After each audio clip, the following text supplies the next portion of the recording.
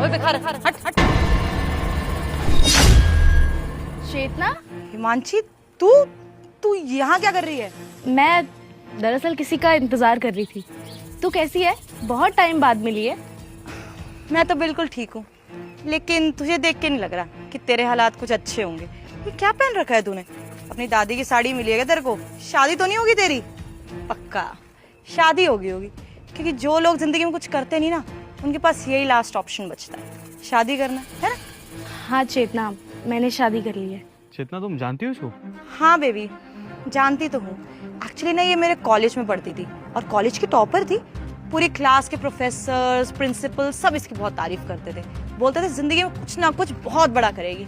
कर लिया शादी, लेकिन मुझे दिल से पता था कि कुछ नहीं कर पाएगी। इन टॉपर्स को ना बहुत अच्छे से जानती हूँ मैं, बस ना सबको दिखाते रहते हैं कि देखो हम कितना पढ़ रहे हैं, देखो हमारे कितने बड़े बड़े सपने हैं, लेकिन ना असलियत में कुछ होते नहीं है। बहुत बड़ी बड़ी बातें करती थी ये, बोलती थी कि बहुत बड़े एग्जाम्स दूंगी, यूपीएससी क्लियर करूंगी, या फिर अपना खुद का बिजनेस खोल लूंगी, या किसी बड़ी कंपनी में सीईओ लगूंगी। क्या कर रही है?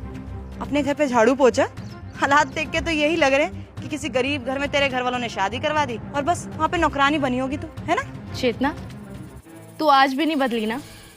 तू आज भी बिल्कुल वैसी की वैसी है। लोगों को नीचा दिखाना, शो ऑफ करना, ये सब तूने नहीं बंद किया ना। हाँ तो क्यों नीचा ना दिखाऊं? और नीचा कहाँ दिखा रही हूँ? तुम्हें बस तुम्हारी औकात है तो दिखा रही हूँ। और हाँ, शो ऑफ क्यों नहीं करूंगी मैं? ये गाड़ी जिसपे तू खड़ी थी, तेरे को पता भी कितने की है? 30 लाख की है। और ये मेरे बॉयफ्रेंड ने मुझे गिफ्ट करी है। ओ सॉरी, मैं तेरा इंट्रोडक्शन कराना ही भूल गई। ये मेरे बॉयफ्रेंड, इवन फियांसे हैं, इनसे ना मेरी शादी होने वाली है। बहुत बड़ा बिजनेस है इनका। अब देख, मेरी लाइफ तो सेट हो गई। तेरे को हमेशा ये समझाती थी मैं कि शादी करियो तो किसी अच्छे लड़के से ही करियो। देख, मैं तो अपनी लाइफ सेट कर रही।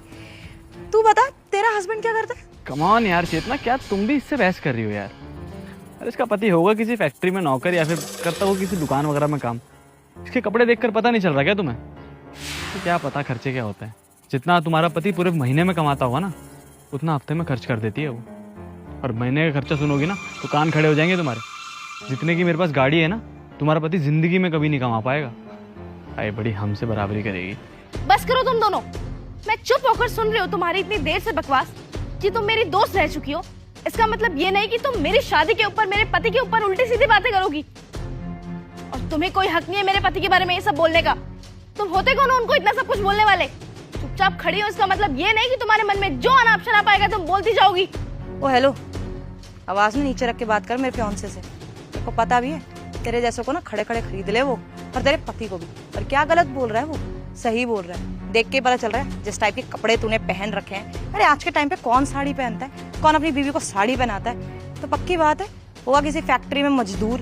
तो सही बोल रहा है वो। लेकिन कोई बात नहीं यार, तू ना मेरी अच्छी दोस्त थी। मैंने तेरे को तब एडवाइस दी, तूने मानी नहीं। अब मान ले, अपने पति को ना मेरे फियांसे के पास भेज दियो तो पक्का बहुत अच्छी पोस्ट पे उसको मैनेजर ही लगा देंगे। सारे मजदूरों के ऊपर ही आ जाएगा। हाँ बेबी, तुम्हारे लिए इतना तो कर ही सकता हूँ मैं। अब आखिरकार दोस्त है तुम्हारी, तो इतना तो फर्ज बनता ना मेरा। और वैसे भी जितनी इसकी पति की सैलरी होगी, इतना तो हम 3-4 दिन ही पार्टी में ही उड़ा देते हैं। तो मुझे कोई ज़्यादा फर्क पड़ेगा नहीं। भेज देना अपने पति को, लगवा दूंगा किसी अच्छी जगह पर। चेतना, मुझे अच्छा लगा देखकर कि तूने अपने लिए एक बहुत ही काबिल लड़के को चुना है, जिसके पास बहुत पैसा है, इतनी महंगी गाड़ी है, और जो तुझे खुश भी रखता है। देखा सनी, होगी ना जबान मीठी। अब कैसे तारीफ कर रही है, कितनी खुशी हुई। अब इसको पता चल गया ना कि इसके पति को बहुत अच्छी नौकरी दे देंगे, लाइफस्टाइल अच्छा हो जाएगा। एक काम करियो, कब तक सिर्फ अपने घर में झाड़ू पोछा करती रहेगी? मेरे घर में आ जाइयो, तेरे को नौकरानी की जॉब दे दूंगी। अरे बहुत अच्छी सैलरी देते हैं हम नौकर को भी। तेरा पति अगर महीने के 20,000 भी कमाता है ना, तेरे को मैं चल 30,000 रुपये महीना दे दूंगी। आजकल नौकरों को 30,000 रुपये महीना कोई देता है क्या? लेकिन तू मेरी दोस्त है, मेरे साथ रहेगी, तो ठीक है, इतना तो तुझे मिल ही जाएगा। और या फिर मेरे पास और अच्छा ऑप्शन है। एक काम कर, अपने पति को डाइवोर्स दे दे।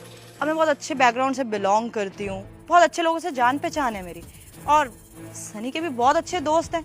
किसी ना किसी से तेरी दोस्ती करवा देगा, उसके बाद कर लिया तो उससे शादी। कम से कम तेरी लाइफ तो सेट हो जाएगी। चेतना, मैं झाड़ू पोछा नहीं लगाती हूँ। कोई काम करना छोटा या बड़ा नहीं होता, लेकिन तुम इस तरह सामने वाले की इंसल्ट नहीं कर सकती हो। तुमने इतने सालों बाद मेरा हालचाल तक नहीं पूछा और लगातार मेरी बेइज्जती पे बेइज्जती किए जा रही हो। प्लीज तुम दोनों ऐसा मत करो। तुम लोग अभी जानते नहीं हो कि मैं हूँ कौन। जय हिंद मैम। मैम गाड़ी आ गई है। सर आप इसको क्यों मैम बोल रहे हो? ये ना बस झाड़ू पोछा करने वाली है, मतलब किसी की बीवी है, नौकरानी बन के रह रही है बस उसके यहाँ पर। इसको मैम बोलने की जरूरत नहीं है। ये बड़ी गाड़ी के पास खड़ी है, इसका मतलब ये नहीं कि इसकी है, ये तो गाड़ी हमारी है। मैडम ये आप क्या बोल रही हैं? आपको होश भी, आप किससे बात कर रही हैं? ये यहाँ की नई आईएएस ऑफिसर है, जरा तमीज में बात करिए इनसे। IAS officer? और ये तो आईएएस ऑफिसर है? IAS officer? आपका नाम हिमांशी है? जी हाँ, मैं हूँ हिमांशी मौर्य। चेतना यही है आईएएस ऑफिसर? सुबह आर्टिकल में पढ़ा था ना, मैं बता रहा था इनके बारे में तुम्हें यार। टेंडर पास कराना है इनसे यार। हेलो मैम, सॉरी, वो मेरी गर्लफ्रेंड को थोड़ी सी मिसअंडरस्टैंडिंग हो गई थी, इसकी तरफ से मैं आपसे सॉरी बोलता हूँ। सॉरी। क्या हुआ? तुम दोनों को शौक लगा जान के? चेतना, क्या कह रही थी तू? कि मैं कॉलेज टाइम में ही बहुत बड़ी बड़ी बातें मारती थी, जिंदगी में कुछ बड़ा कर नहीं पाऊंगी, पैसे नहीं थे, गरीब थी।